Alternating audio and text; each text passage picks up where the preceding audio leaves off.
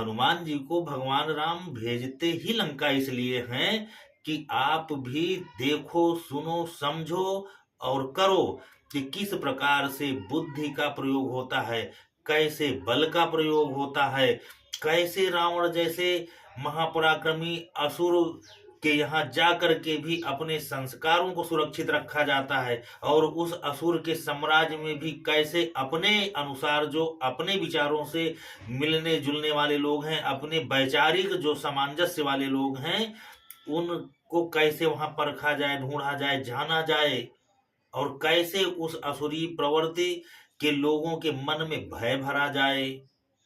यही सब चीजें तो भगवान हनुमान जी के द्वारा भगवान इस समाज को दिखाना चाहते हैं, देना चाहते हैं। और ये चीज और देना चाहते हैं कि हनुमान जी भगवान राम के अत्यंत निकट हैं, प्रिय हैं। तो अपने प्रिय का मान सम्मान और श्रेष्ठता कैसे स्थापित हो, ये भी दिखाना है। बहुत लोगों की प्रतिभाएं दबी की दबी रह जाती हैं समाज में, उनका कोई उपयोग ही नहीं हो पाता है, और लोग उनकी प्रतिभाओं को जान ही नहीं पाते।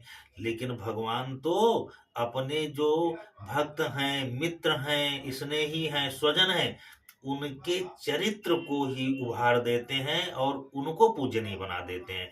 चाहे वो सुग्रीव हो, चाहे अंगद हो, चाहे जामवंत हो, चाहे हनुमान हो, चाहे गिद्ध हो, चाहे जो भी उनके जो भक्त हैं, तो उनका चरित्र तो भगवान उभार ही देते हैं, उन्हें इस समाज में आदर्श के रूप में स्थापित कर देते हैं। तो भगवान हनुमान जी से निकट भला भगवान राम का कौन मित्र है, कौन उनका भक्त है?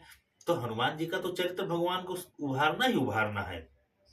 और वो चरित्र तभी उभरेगा जब रावण जैसे दुर्दांत अपराधी के सामने भी हनुमान जैसे वीर का चरित्र श्रेष्ठ साबित होगा, तो अपने आप लोग जान जाएंगे।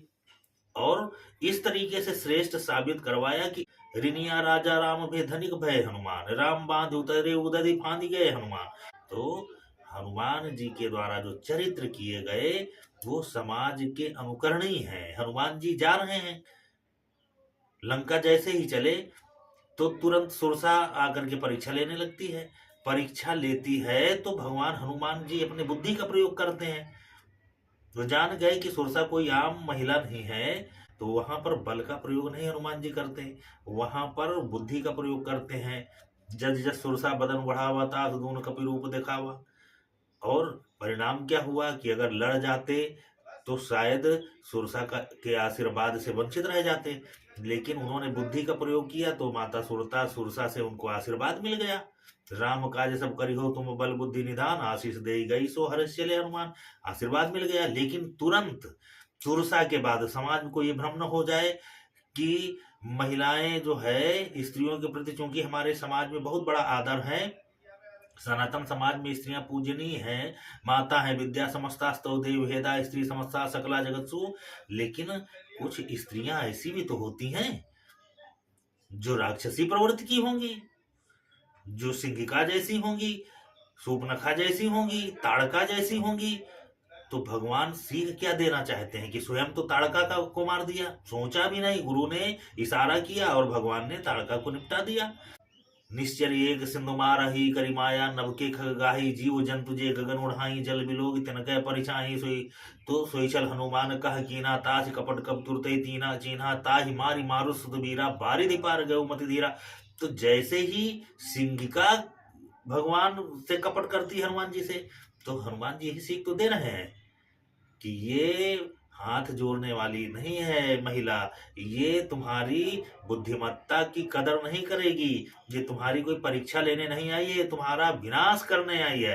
तो भगवान ने क्षण भर का भी देरी नहीं की और सिंहिका का काम तमाम कर दिया।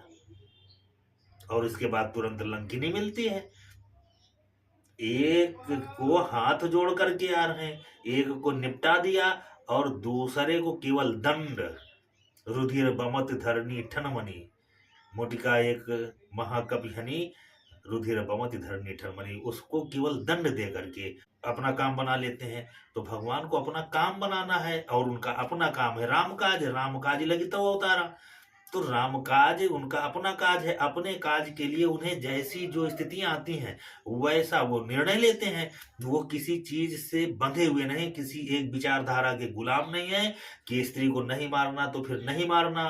अरे! स्त्री अगर ताड़का जैसी है, स्त्री अगर सिंहिका जैसी है, स्त्री अगर लंकिनी जैसी है, तो आप उन लोगों से जैसा उचित हो, उस समय की परिस्थिति के अनुसार व्यवहार करो। अब सबको गले में लटका करके सबको माते बना के घूमोगे क्या?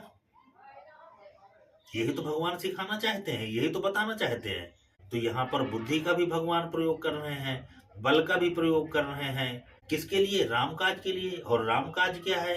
रामो विग्रहवान धर्मा, क्षमा दमो अस्तेयम शौचम इंद्रिय निग्रहम धीर विद्या अक्रोधा धर्म से दस लक्षणम।